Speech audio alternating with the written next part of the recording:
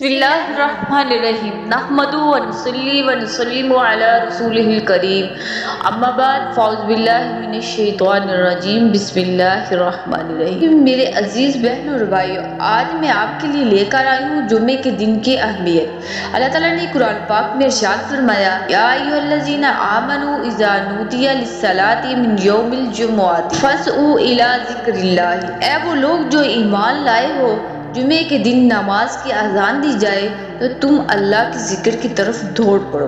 کمیم رحمۃ اللہ فرماتے ہیں، جمعہ عبادت کا دن ہے اور دنوں میں اس کا مقام وہی ہے جو مہینوں میں رمضان مبارک کا ہے۔ اسی دن میں دعا کی قبولیت کی ایسی گھڑی ہے جس کا مقام لیلۃ القدر کی طرح ہے۔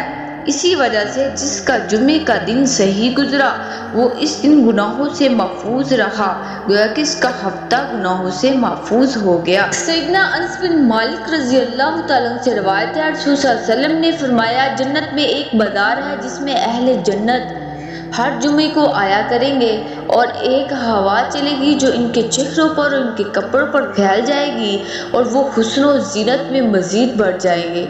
وہ اپنے گھر والوں کے پاس واپس آئیں گے تو وہ بھی حسن و جمال میں بڑھ گئے ہوں گے۔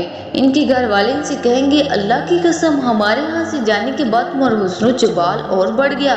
وہ کہیں گے، تم بھی اللہ کی قسم ہمارے پیچھے تم لوگ بھی اور زیادہ خوبصورت حسین ہو گئے ہو۔ حضرت عمر بن عوف رضی اللہ عنہ سے مروی ہے، نبی کریم صلی اللہ علیہ وسلم نے ارشاد فرمایا، یقیناً جمعے کے روز ایک گھڑی ایسی ہے اس میں بندہ اللہ تعالیٰ سے جو بھی دعا کرے اور ضرور قبول ہوگی۔ صحابہ رضی اللہ عنہ نے عرض کیا، یا رسول اللہ صلی اللہ علیہ وسلم وہ گھڑی کب ہے؟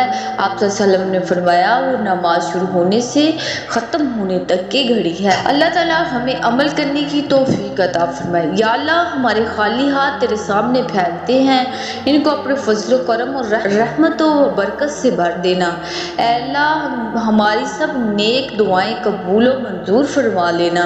یا اللہ، جو سر تیرے آگے جھکا ہے اسے اپنے بندوں کے آگے جھکنے سے بچا لینا۔